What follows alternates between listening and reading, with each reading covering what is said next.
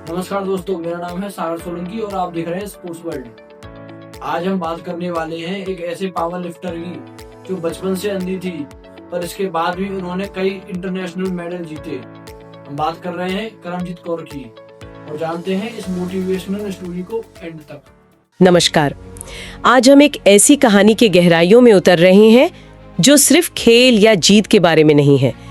ये उस अटूट जज्बे के बारे में है जो साबित करता है कि अगर इरादा फौलादी हो तो कोई भी बाधा पहाड़ नहीं बन सकती। बिल्कुल, जज्बे की कहानी।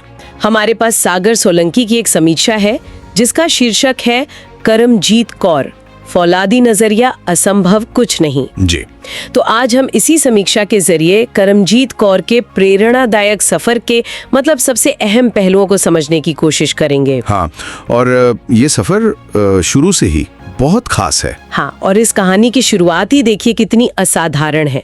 करमजीत कौर वो जन्म से 100% दृष्टिहीन है। जी हाँ, 100% दृष्टिहीन। जरा सोचिए, एक ऐसा खेल चुनना जिसमें वजन उठाना है, संतुलन बनाना है। हाँ, वो भी तब जब आप दुनिया देख ही नहीं सकते। बिल्कुल, और यही बात सागर सोलंकी अपनी समीक्षा में उभारते हैं।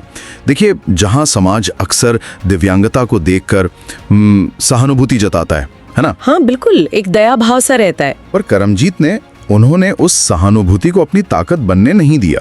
उन्होंने चुना लोहे की भारी प्लेट्स उठाना। कमाल है। और दिलचस्प यह है कि सोलंकी बताते हैं कि कैसे करमजीत ने अपनी दूसरी इंद्रियों को तेज किया, जैसे वजन की आवाज सुनकर। अच्छा, आवाज से?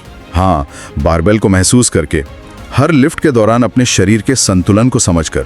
ये सिर्फ शारीरिक बल का खेल नहीं है। नहीं, ये तो उससे कहीं ज्यादा है। ये जबरदस्त मानसिक एकाग्रता और अनुकूलन का भी प्रतीक है। यानी उन्होंने अपनी स्थिति को एक सीमा नहीं माना, बल्कि से एक अलग तरह की क्षमता विकसित करने का जरिया बना लिया। सही कहा। उनका नजरिया साफ था। आंखें भले ही न देख पाए, मगर लक्ष्य साफ दिखना चाहिए, बस आगे बढ़ते जाना है।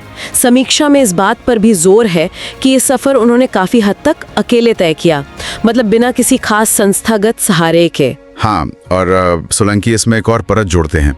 सिर्फ देख न पाना ही चुनौती नहीं थी, उनका परिवार आर्थिक रूप से भी संघर्ष कर रहा था। अच्छा, ये भी एक पहलू था। हाँ, अक्सर ऐसे हालात में सपने दम तोड़ देते हैं, लेकिन करमजीत के मामले में ना तो शारीरिक चुनौती ना ही आर्थिक तंगी उनके हौसले को डिगा सकी।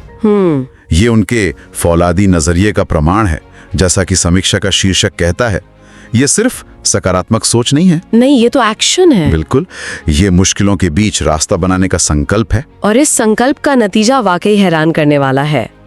100 किलो से ज्यादा वजन उठाकर राष्ट्रीय और अंतर्राष्ट्रीय स्तर पर स्वर्ण पदक जीतना। हाँ, 100 किलो से ज्यादा। ये सिर्फ आंकड़े नहीं है, ये तो इस बात का सबूत है कि इंसान की इच्छा शक्ति क्या कुछ हासिल कर सकती है। सही कहा। क्या समीक्षा में उनकी ट्रेनिंग या किसी खास प्रतियोगिता का जिक्र है जिसने उनकी यात्रा को परिभाषित किया हो, पर विजय का प्रतीक है?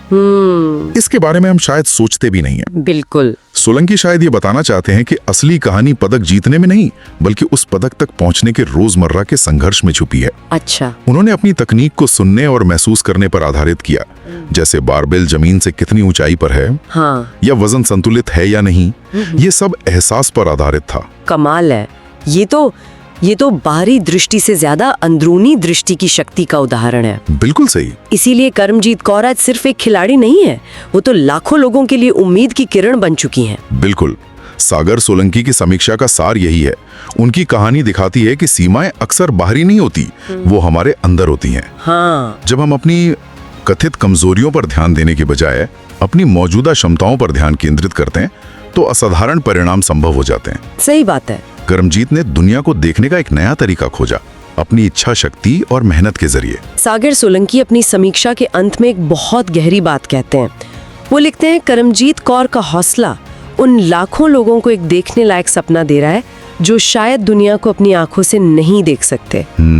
उनकी कहानी इस बात को सच साबित करती है कि कभी-कभी आंखों से ज्यादा जरूरी होता है दिल में दिखता सपना। बिल्कुल, और ये हमें सोचने पर मजबूर करता है।